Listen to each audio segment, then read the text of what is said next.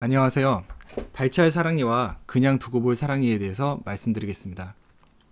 먼저 엑스레이 사진을 보시면 치과에서 이건 빼셔야 합니다 라고 말씀을 듣는 흔한 경우에 누워있는 사랑니입니다. 앞쪽에는 어금니가 있고 맨 뒤에 사랑니가 누워 있습니다. 잇몸은 사랑니 위편에 살짝 걸쳐져 있고 아래쪽으로 좀 멀찌감치 신경관이 지나가고 있습니다. 사랑니가 살짝 입안에 노출이 되어 있어서 앞쪽 치아와의 사이에 음식이 들어가기 쉽고 또 칫솔이나 치실 가글을 해도 이물질이 쉽게 빠지지 않습니다. 이렇게 되면 충치가 생기기 쉬운데요.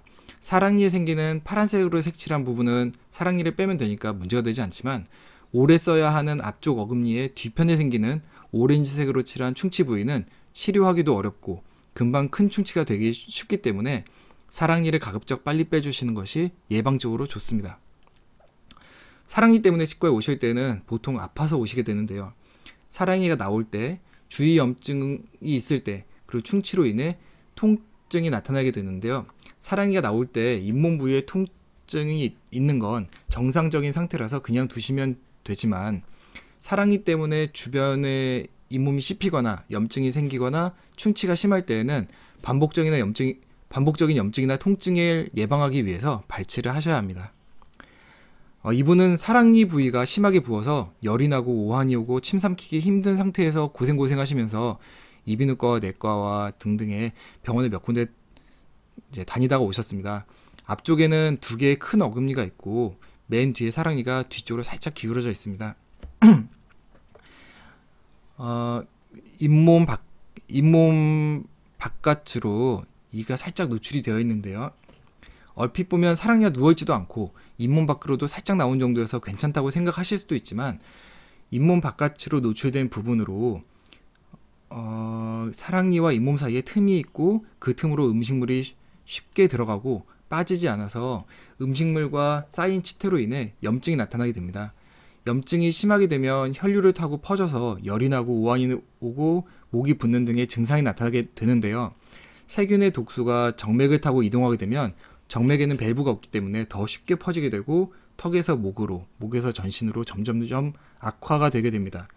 이런 경우 약을 먹고 증상이 진정될 수는 있지만 원인이 되는 치태가 계속적으로 잇몸 속에 존재하기 때문에 빨리 사랑니를 빼셔야 합니다.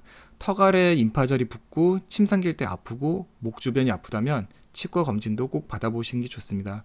전신이 좀 쇠약하시다면 하루 이틀 약을 먹으면서 증상을 약간 진정시킬 수는 있지만 완전히 좋아질 수는 없기 때문에 원인이 되는 것을 빨리 제거하는 것이 중요합니다. 사랑니를 안 뽑고 그냥 두면 증상은 점점 더 심해집니다. 앞쪽 어금니의 충치는 더 깊어지고 사랑니 자체의 충치도 뚜렷해졌습니다. 사랑니 아래쪽에 잇몸뼈도 더 많이 녹았습니다. 원래도 앞쪽 치아에 충치가 있었지만 예전에는 충치 치료 정도로 충분한 상태였다면 지금은 치아의 중간 부분이 너무 많이 썩어서 살려서 쓰기가 힘들어 보입니다. 다음 사진입니다. 앞서 보신 것과 같은 누워있는 사랑니입니다. 이런 경우 누워있는 사랑니와 위쪽 사랑니를 같이 뽑으시라고 안내를 해드립니다. 한쪽을 남겨두게 되면 치아가 반대쪽으로 솟구치게 되는데요. 오른쪽 사진을 보시면 서로 씹히지 않는 어금니가 혼자 솟아있는 것을 보실 수 있습니다.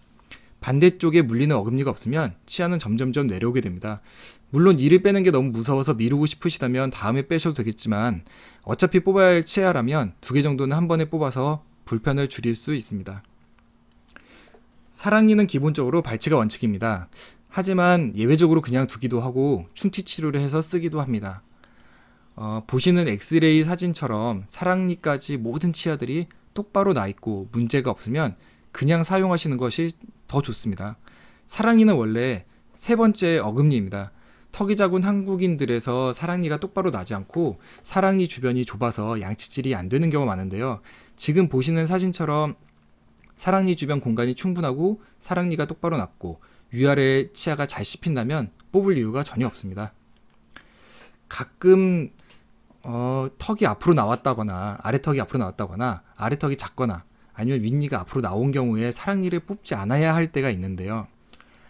아래턱이 앞으로 나온 경우에는 아래 치아들이 위쪽 치아들에 비해서 전체적으로 그러니까 아래 치아들이 위쪽 치아들에 비해서 전체적으로 앞으로 나온 경우가 많아서 아래쪽 사랑니가 위쪽 어금니와 교합을 이루고 높기 때문에 아래쪽 사랑니는 발치를 안 하셔야 합니다. 반대로 턱이 작거나 윗니가 전체로 앞으로 나왔다면 위쪽 사랑니가 아래쪽 어금니와 교합을 이루기 때문에 위쪽 사랑니는 발치를 안 하시는 게 좋습니다. 앞쪽 어금니 하나가 빠진 경우에 사랑니를 뽑지 않고 교정으로 이동시켜서 어금니로 사용할 수도 있습니다. 맨 뒤가 사랑니이고 그 앞에 어금니가 하나 있습니다.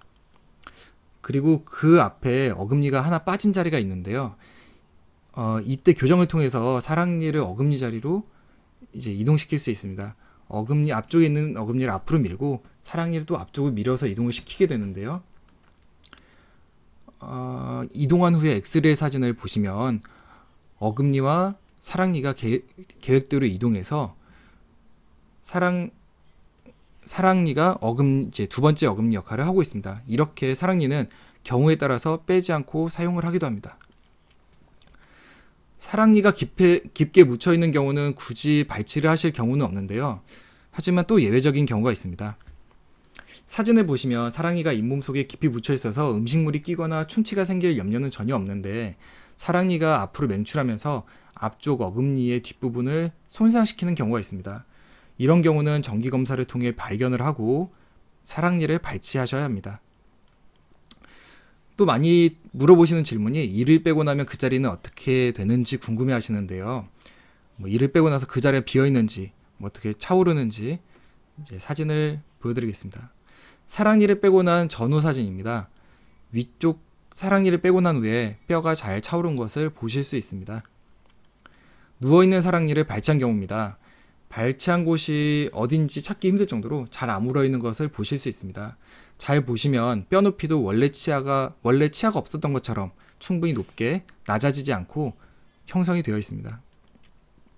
사랑니가 좀 더 누워있는 경우입니다. 문제없이 잘 회복된 것을 볼 수 있습니다. 빨간 원 안쪽은 사랑니 때문에 생긴 충치고 치료가 필요해 보입니다. 좀 더 완전히 누운 경우를 보시겠습니다. 위아래 사랑니를 빼고 나서 5년 정도 지난 후에 엑스레이 사진입니다. 아래 사랑니를 뺀 자리에 뼈가 차올랐고 위쪽 사랑니를 뺀 자리도 도톰하게 뼈가 잘 차오른 것을 보실 수 있습니다. 위쪽 사랑니와 함께 완전히 옆으로 누운 아래쪽 사랑니를 발치한 경우입니다. 발치 후 5년 정도 지난 후의 사진입니다. 방사선상으로 사랑니의 흔적을 찾아보기 힘들 정도로 뼈가 차오른 것을 보실 수 있습니다. 역시 완전히 누워있는 아래쪽 사랑니를 발치한 경우입니다. 발치한 후 5년이 지난 사진이고요. 원래 사랑니가 없었던 것처럼 잇몸뼈가 회복되어 있습니다. 이처럼 이를 빼고 나서 잇몸뼈가 잘 회복되는 모습을 보실 수 확인을 하셨습니다. 감사합니다. 다음번에 사랑니에 대해서 다시 말씀드릴 때에는 발치 과정과 주의사항도 함께 설명을 드리도록 하겠습니다. 감사합니다.